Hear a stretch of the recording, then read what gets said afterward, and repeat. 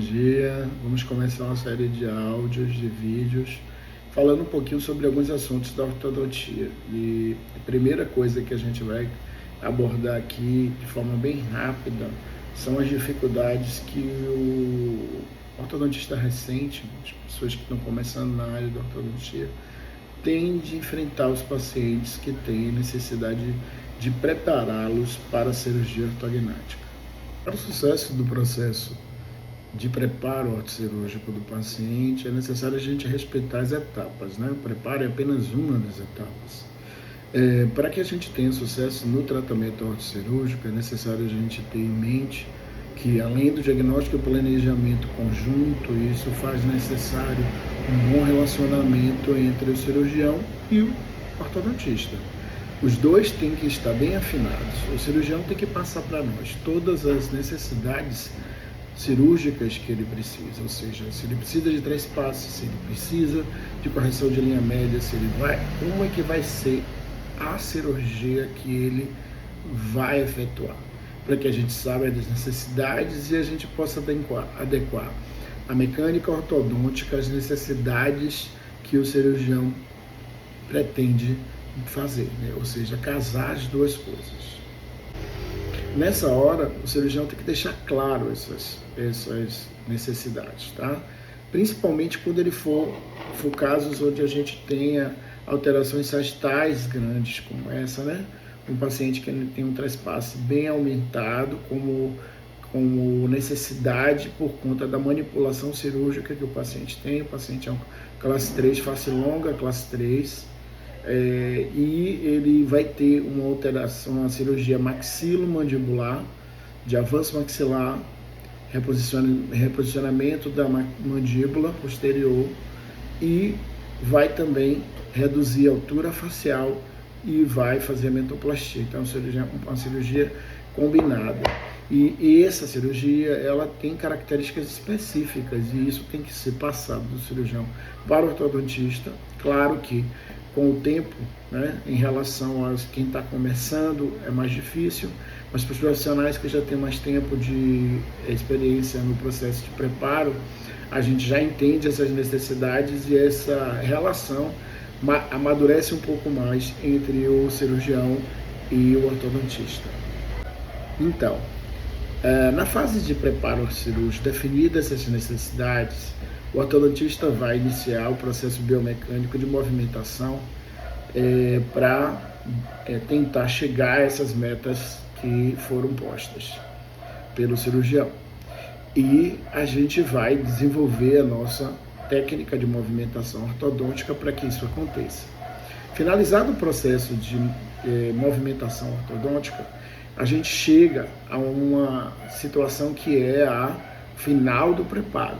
Nessa hora, cabe ao ortodontista saber se o paciente já se encontra numa fase para ser encaminhado para o cirurgião.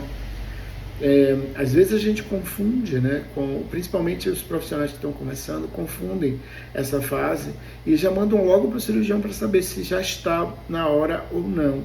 Mas essa função é ortodôntica, não cirúrgica. Claro que o cirurgião vai te dizer, por exemplo, se ainda falta alguma coisa, quando ele receber o paciente já pronto pelo cirurgião, se tiver alguma necessidade ainda, ele vai colocar para a gente vai tentar adequar, se for possível, para que a gente possa chegar a um sucesso pós-cirúrgico.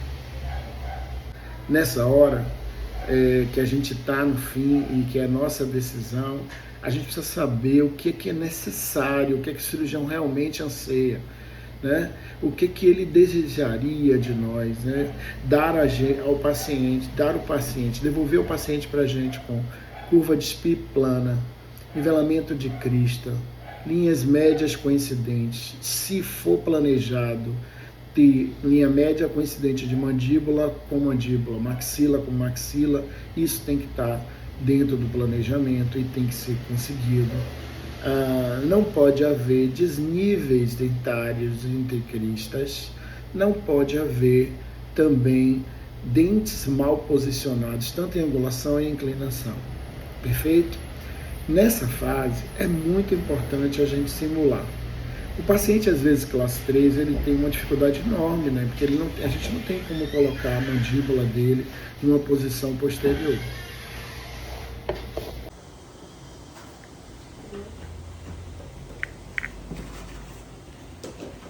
Já estou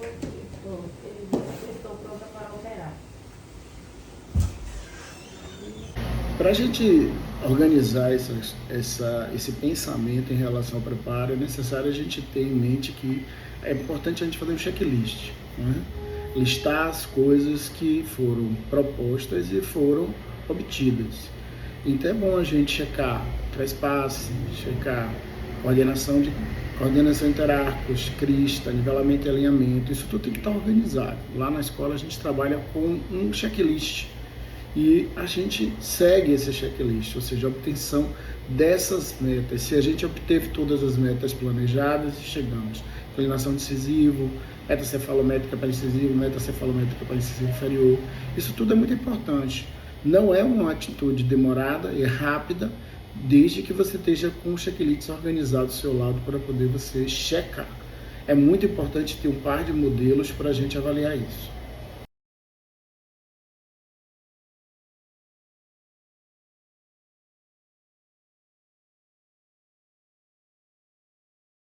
A simulação do modelo é imprescindível para que a gente chegue a essa conclusão de que tudo que nós fizemos foi muito assertivo.